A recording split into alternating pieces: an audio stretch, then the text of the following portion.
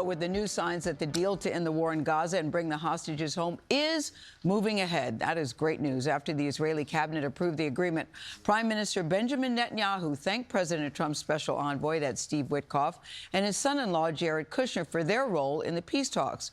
Trump himself is set to visit the region very soon. But amid the optimism, we have to say, there is still uncertainty over some of the details of this deal. Deborah Pat is in East Jerusalem for us with the latest. Deborah, good morning, but still it looks very good this morning.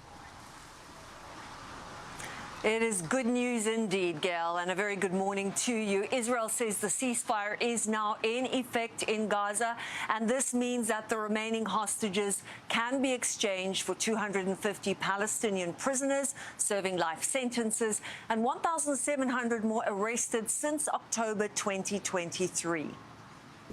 Right up until the final hours before the ceasefire this morning, bombs continued to fall on Gaza. Palestinians have been longing to celebrate this moment, but years of mistrust on both sides are hard to erase. I hope our happiness over the ceasefire will last, said Faten al-Haddad. We don't want them to take their hostages and then return to war. The deal also calls for Gaza to be flooded with humanitarian aid. They have been displaced multiple times, chased by the threat of hunger and malnutrition, and making impossible choices to survive. With access, we can bring in the supplies in big volume. In Israel, gone were the placards and protests at Hostage Square.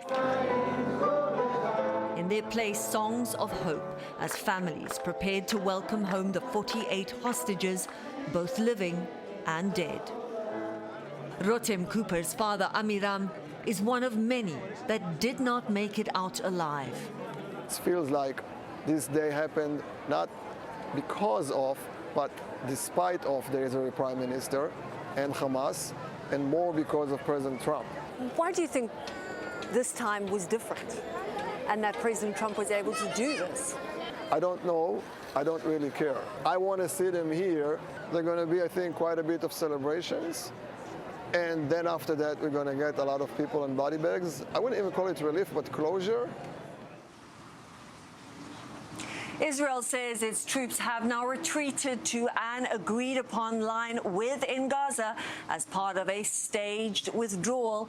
This means the 72-hour clock for Hamas to release all those hostages has now begun. Nate? Deborah Patton, East Jerusalem, thank you.